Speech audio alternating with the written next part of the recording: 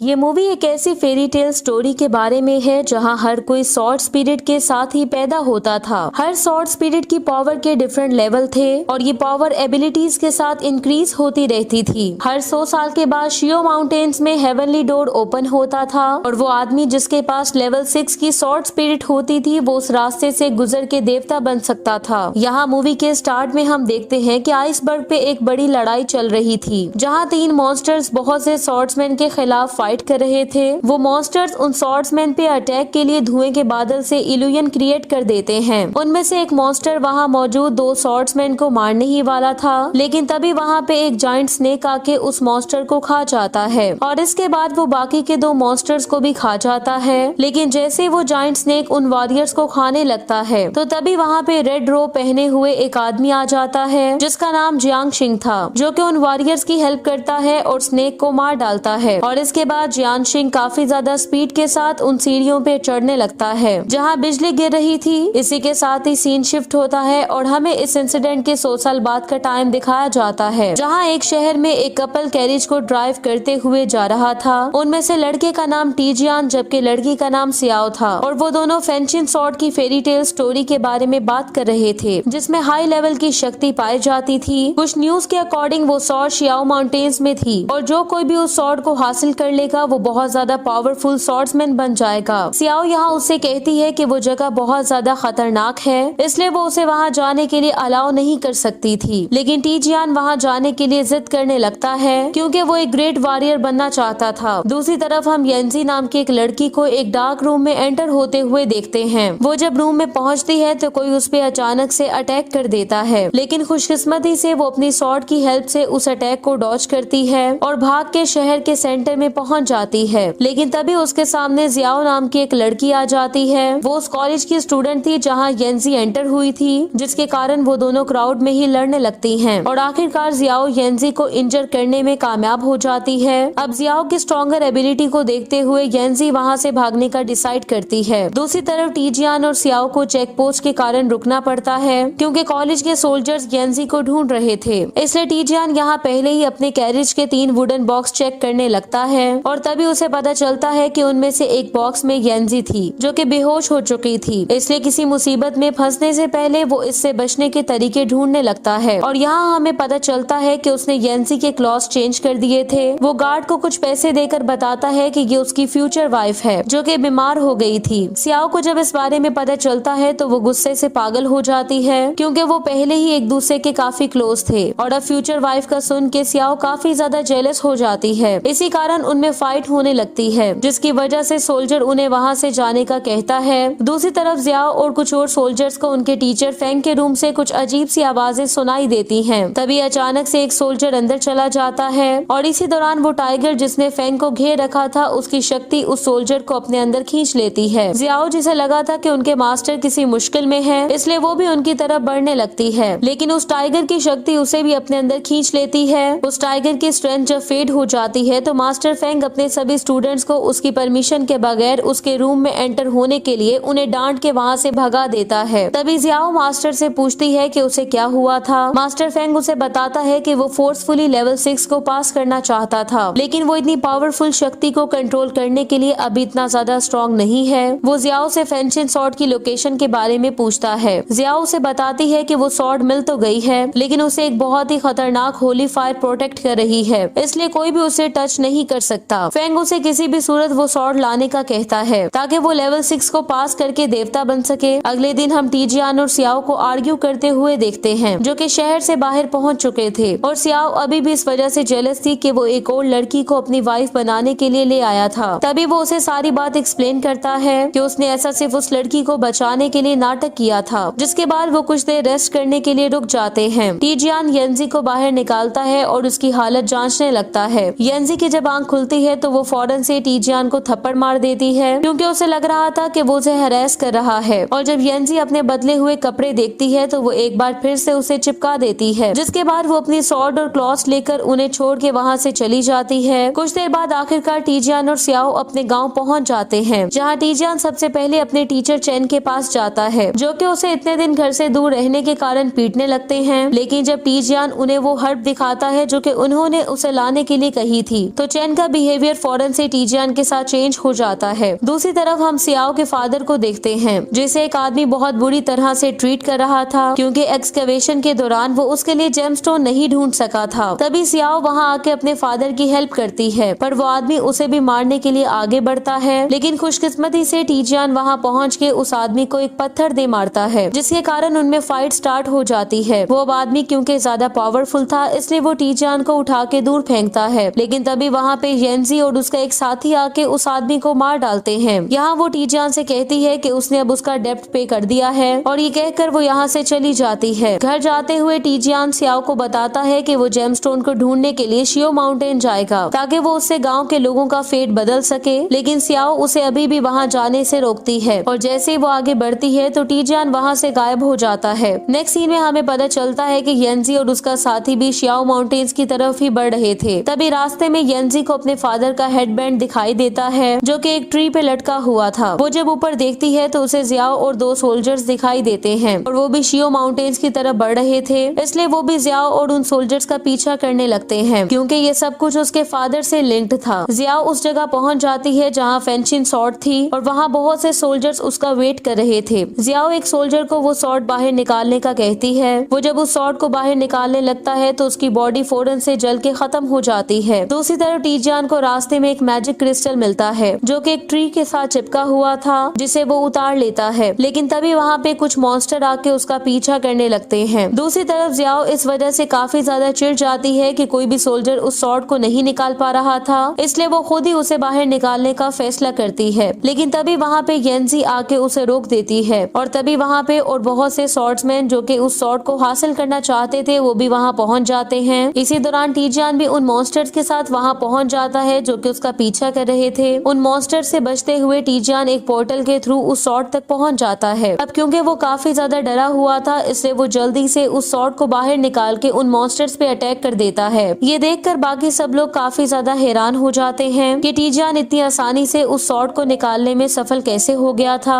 और उस होली फायर ने भी उसे डिस्ट्रॉय नहीं किया था। ये देखकर जियाओ को गुस्सा आता है, और वो टीजियान से सॉर्ड लेने के लिए उस पे अटैक कर देती है। लेकिन वो सॉर्ड टीजियान को जियाओ के अटैक से प्रोटेक्ट करती है, जिसके बाद वो सॉर्ड और होली फायर उसकी बॉडी में एंटर हो जाती है। इसलिए वो बेहोश होकर नीचे गिर जाता है, जिसके बाद येंजी उसे उठा के सियाओ के घर ले आती है। टीजियान की जब आंख खुलती है तो वो अपने सामने सियाओ को देखता है। तभी वहाँ पे चैन भी आ जाता है और उसे शियो माउंटेन जाने के कारण डांटने लगता है। नेक्स्ट सीन में हम सियाओ के भाई लूटाई को देखते हैं, जो कि टीजियान के गांव पहुंच चुका था, जहां वो लोगों से येंजी के बारे में पूछता है और उन्हें अपनी सॉर्ड्स पावर से थ्रेटन करता है। तभी वहाँ पे येंजी और टीजियान भी पहुंच जाते हैं। लू उसे मास्टर फेंग के पास जाने का कहता है, लेकिन येंजी को उनके इवल प्लान्स का पता था, इसलिए वो वहाँ जाने से मना कर देती है, जिसके कारण उनमें फाइट स्टार्ट हो जाती है। लेकिन लू क्योंकि उससे ज्यादा पावरफुल था, इसलिए वो उसे उठा के दूर फेंकता है और अपने मैजिक से उसे एक ट्री के साथ बांध देता है। ये देखकर टीजियान उसकी हेल्प के लिए आता है और लू से फाइट करने लगता है। लू जब अपनी सॉर्ड से उस पे अटैक करने ही वाला था कि तभी टीजियान अनजाने में होली फायर को रिलीज करता है और उसके अटैक को रोक लेता है।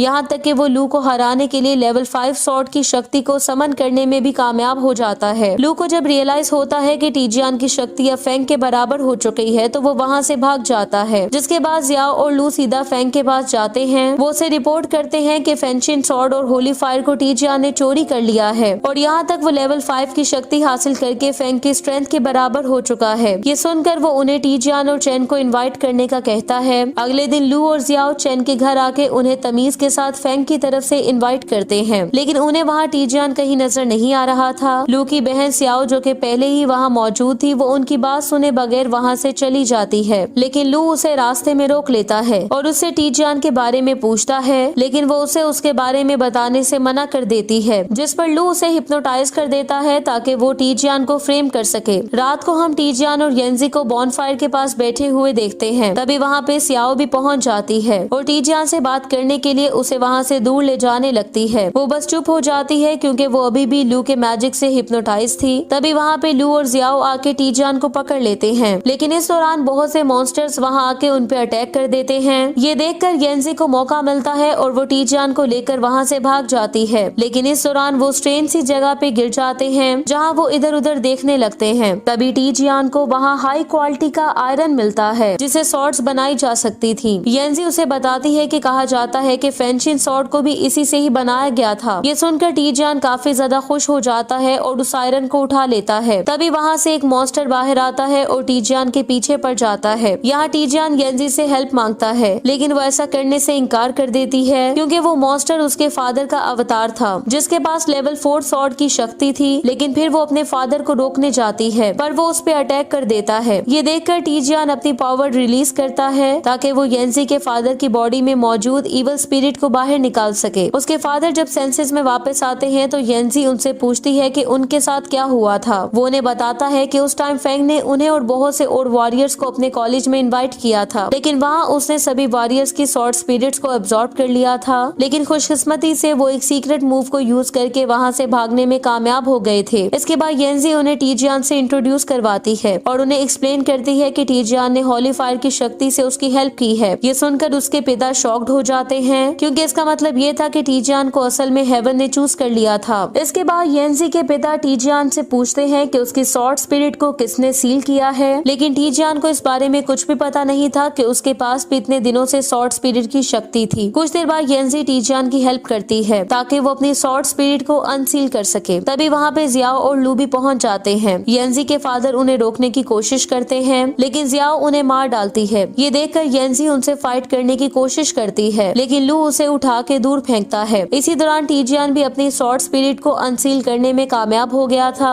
और अब उसके पास सॉर्ड स्पिरिट भी थी, साथ ही उसके पास होली फायर और फेंशिन सॉर्ड की भी शक्ति थी। अब इससे पहले कि वो उन पे अटैक करता वो लोग वहाँ से भाग जाते हैं। दूसरी तरफ हम चेन को देखते हैं जो कि अकेला ही फेंग के कॉलेज पहुंच चुका था, जहां हमें पता चलता है कि चेन असल में फेंग का ब्रदर इन लॉ था, लेकिन कुछ इंसिडेंट्स के कारण उसने अपना नाम चेंज करके एक आम इंसान के तौर पे रहना शुरू कर दिया था। यहाँ वो दोनों आर्ग्यू करते हुए एक दूसरे से फाइट करने लगते हैं, लेकिन इसी दौरान वहाँ पे टीजियान भी पहुंच जाता है, जिसे देखकर फेंग उसे धोखा देने की कोशिश करता है और उसे बताता है कि 5 साल पहले टीजियान की पूरी फैमिली को मारने वाला कोई और नहीं बल्कि चेन ही था। लेकिन टीजियान उसकी बातों पे विश्वास नहीं करता और फौरन से उस पे अटैक कर देता है। तभी वहाँ पे येंजी और उसके साथी वॉरियर्स भी पहुंच जाते हैं, इसलिए वहाँ एक जबरदस्त फाइट स्टार्ट हो जाती है। इसी दौरान जब टीजियान लू से फाइट कर रहा था तो सियाओ जो कि अभी भी हिप्नोटाइज थी वो वहाँ आके टीजियान को स्टैप कर देती है। यहाँ जब टीजियान उसे ठीक करता है तो लू उसे फिर से हिप्नोटाइज कर देता है, जिसके कारण वो खुद को ही स्टैप करके मारी जाती है। ये देख के टीजियान को काफी ज्यादा गुस्सा आता है। वो अपनी पूरी पावर को अनलीश करता है और लू को मार डालता है, जिसके बाद वो जियाओ को भी स्टैप करके मार डालता है। लेकिन फैंग जो कि जानता था कि पावर को कैसे एब्जॉर्ब करना है, वो टीजियान की पावर्स को भी एब्जॉर्ब करने लगता है। ये देखकर चैन उसे फौरन से पीछे धकेल देता है और उसे वहाँ से भागने का कहता है। येंजी उसे वहाँ से लेके जाने लगती है, जबकि चैन फैंग को रोकने की कोशिश कर रहा था, जिसके कारण फैंग को गुस्सा आता है और वो चैन पे अटैक करके उसे मार डालता है। लेकिन इस दौरान येंजी टीजियान को लेकर उसके घर पहुंच जाती है। तभी उसे रियलाइज होता है कि हर 100 साल के बाद हेवन के डोर के खुलने का टाइम आ गया है, जिसे खोलने के लिए फैंग दूसरे लोगों को चोट पहुंचाने की कोशिश कर रहा था। अब क्योंकि टीजियान को होश नहीं आया था, इसलिए येंजी अपना आर्मर पहन के फैंग को रोकने के लिए निकल पड़ती है। दूसरी तरफ हम स्नोई माउंटेन्स में फैंग और कुछ ऐसे वॉरियर्स को देखते हैं जो कि देवता बनना चाहते थे, लेकिन तभी उन पे अटैक के लिए 3 मॉन्स्टर्स भी वहाँ पहुँच जाते हैं, पर फैंग अपनी पावर से उन मॉन्स्टर्स को मार डालता है। जिसके बाद उनके सामने एक जायंट स्नेक आता है। फैंग उसे भी देख के बिल्कुल भी नहीं डरता और अपनी पावर को यूज करते हुए वो डायरेक्टली स्नेक के सर पे अटैक करके उसे भी मार डालता है। इसके बाद वो लोग उस जगह पहुंच जाते हैं जिस जगह को स्टेयर्स हेवन डोर से कनेक्ट कर रही थी, और उन्हें देवता बनने के लिए उन स्टेयर्स को क्रॉस करना था जिन्हें लाइटनिंग स्ट्राइक प्रोटेक्ट कर रही थी। बाकी सब लोग देवता बनने के लिए काफी ज्यादा एक्साइटेड हो जाते हैं, लेकिन फैंग का प्लान थोड़ा डिफरेंट था। उसने उन वॉरियर्स को जानबूझ के वहाँ बुलाया था जिनके पास हाई लेवल सॉर्ड की पावर थी, और उसका इरादा उन्हें मार के उनकी सॉर्ड स्पिरिट को एब्जॉर्ब करने का था, ताकि वो इतना ज्यादा पावरफुल हो सके कि वो लाइटनिंग लेडर्स को इजीली क्रॉस कर सके। जल्दी वो अपना काम स्टार्ट कर देता है, लेकिन तभी वहाँ पे येंजी आके उसे रोकने लगती है, पर फैंग उसे बड़ी आसानी से पैरालाइज कर देता है। जिसके बाद वहाँ पे टीजियान भी पहुँच जाता है ताकि वो फैंग के इवल प्लान को डिस्ट्रॉय कर सके। इसलिए वो दोनों अपनी सॉर्ड्स की शक्तियों से फाइट करने लगते हैं, और एक जबरदस्त फाइट के बाद टीजियान फैंग को हिट करने में कामयाब हो जाता है, जिसके कारण वो काफी ज्यादा इंजर्ड हो जाता है। यहाँ वो टीजियान को बताता है कि कैसा देवता भी है जो कि उसके पास आके उससे कहता है कि सिर्फ वही देवता बनना डिजर्व करता है। इसलिए वो पूरे कॉन्फिडेंस के साथ स्टेयर्स पे चढ़ने लगता है, लेकिन रास्ते में ही उस पे बिजली गिरती है, इसके कारण वो मारा जाता है। कुछ ही देर में वहाँ का एटमॉस्फेयर चेंज हो जाता है और एक विंग्ड मैन जिसने व्हाइट क्लॉथ्स पहने हुए थे के वो वहाँ आ जाता है। उसका नाम जी वूशियांग था। वहाँ मौजूद वॉरियर को लगता है कि शायद वो देवता है, इसलिए वो उसके सामने झुक जाते हैं, लेकिन जी वूशियांग उन्हें बताता है कि उसका इरादा देवता बनने का था, जिसकी उसने काफी ज्यादा प्रैक्टिस भी की थी ताकि उसकी स्वॉर्ड पावर हाईएस्ट लेवल तक पहुंच सके, और इसके लिए उसने कई डीमन से भी फाइट की है। लेकिन एक डीमन ने उसे समझाया कि वो इस सब की प्रैक्टिस क्यों कर रहा है, जबकि वो इजीली दूसरों की पावर को एब्जॉर्ब करके पावरफुल हो सकता है। और तब से उसने हर उस स्वॉर्ड्समैन पे लाइटनिंग गिराने का फैसला किया जो कि इन लेडर्स पे चढ़ने की कोशिश करता था, जिसके बाद वो उनकी स्वॉर्ड स्पिरिट की पावर को ले लेता था ताकि उसके सिवा और कोई भी देवता न बन सके। ये सुन के टीजियान काफी ज्यादा चिढ़ जाता है,